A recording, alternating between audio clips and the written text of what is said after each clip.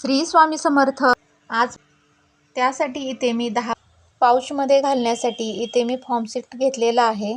फॉर्मसीट आणि अस्तर मी चारी बाजूने शिलाई मारत अशा पद्धती खूप कपड्याच्या चारी हे बघा परच्या सुलट बाजूला सुरुवातीला हे पहा कपड्याची सुलट बाजू आणि चैनीची सुलट बाजू, यानंतर चेन सुलट पर्सच्या एका बाजूला चेन लावून झालेली आहे।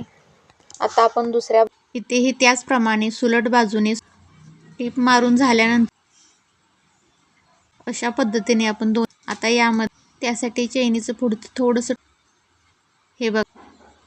आता आपण